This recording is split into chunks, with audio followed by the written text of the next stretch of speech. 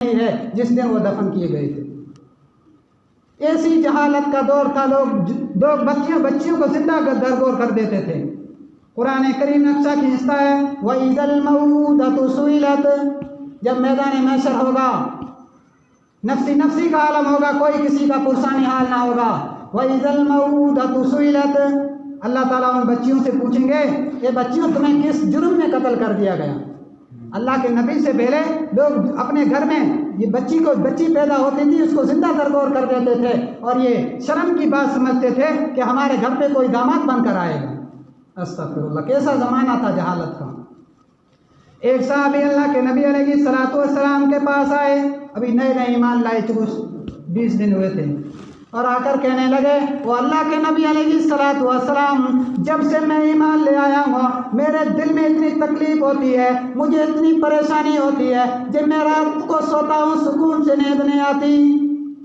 اللہ کے نبی میں نے ایک بہت بڑی غلطی کر دی، مجھے ابو جہل کے ڈر سے میں نے اپنی بچی کو زندہ درگور کر دیا تھا۔ دھیان سے سننا میری بات تو تمہیں واقعہ سمجھ میں آ جائے گا۔ اللہ کے نبی علیہ الصلوۃ والسلام نے فرمایا کہ مجھے وہ واقعہ تو ذرا بتاؤ کیا واقعہ ہے۔ وہ کہنے لگے اللہ کے نبی، میرے گھر پہ 15 سال سے میری کوئی اولاد نہیں تھی، 15 سال بعد اللہ نے مجھے اولاد دی، وہ بھی رحمت، جن کی اولاد میں سے پہلی بیٹی ہو اللہ کی رحمت ہے، بیٹیاں اللہ کی رحمت ہوا کرتی ہے۔ وہ کہنے لگے اللہ کے نبی میرے گھر میں بیٹی پیدا ہوئی، میری بیوی کہنے لگی ہاں ابو جہل کا یہ حکم ہے کہ بچیوں کو زندہ درگور کر دو، لیکن میں اپنی بچی کو زندہ درگور کرنے نہیں دوں گی۔ 15 سال بعد اولاد ملی ہے، آج ہمیں 1 سال 2 سال 3 سال اولاد نہیں ملتی تو کہاں جاتے ہیں؟ جاؤ فلاں بابا کی دربار میں، بابا جی ہمیں اولاد دے دو۔ ایسا جہالت کا زمانہ ہے۔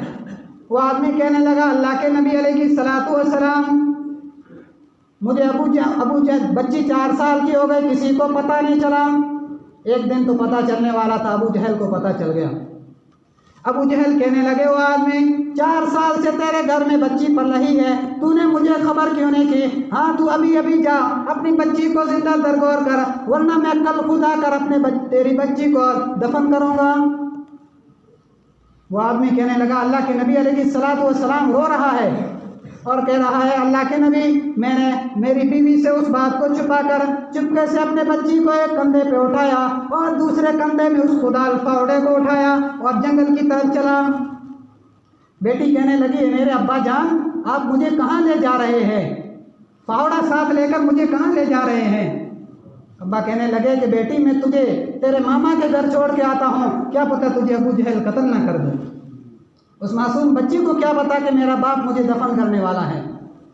وہ آدمی کہتا اللہ کے نبی میں جب جنگل میں پہنچ گیا میری بچی کو میں نے وہاں پہ رکھا اور میں جیسے ہی اس کی قبر کھودنے لگا، میں قبر کھود رہا تھا، سخت گرمی کا موسم تھا، سخت جون کا مہینہ تھا، سخت گرمی کا موسم تھا، میرے چہرے پہ پسینہ آتا تھا تو میری بچی اٹھ کر اپنے دوپٹے سے میرے چہرے کا پسینہ صاف کرتی تھی۔ یہی تو وہ بچی ہے جس کے لیے اللہ کے نبی علیہ الصلوۃ والسلام نے فرمایا جس کی 2 بیٹیاں ہو وہ اس کو اچھی طرح پرورش کرے، اس کی شادی بیاہ کرے، اس کو اچھے گھر سے رشتہ کرائے، اس کے لیے جنت کا ٹکٹ ہے۔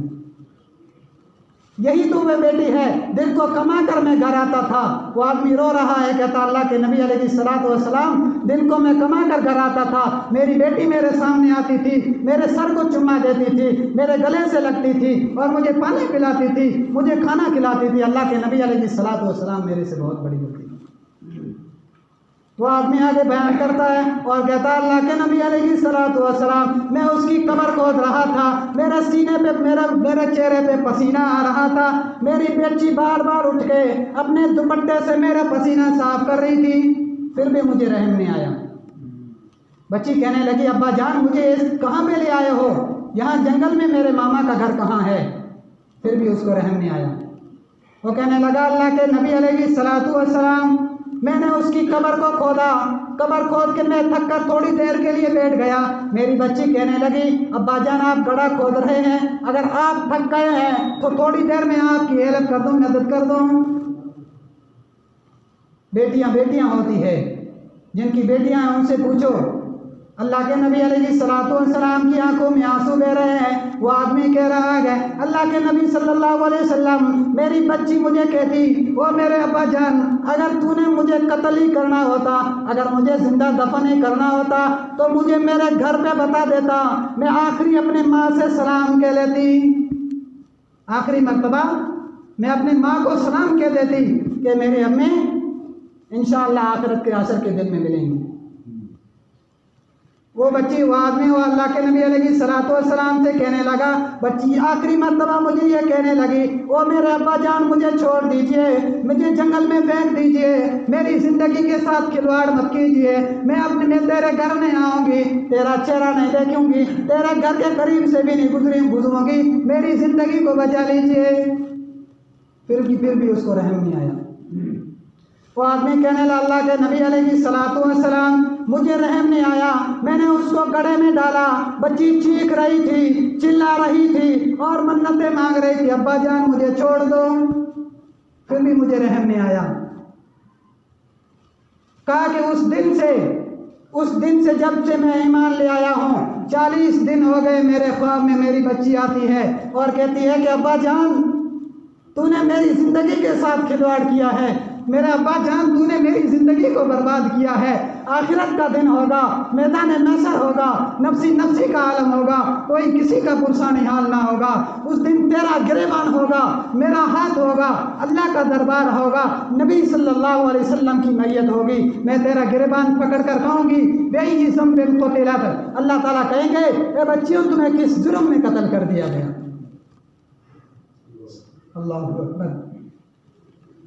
بأي ذنب قتلت, تمہیں کس جرم میں قتل کر دیا گیا.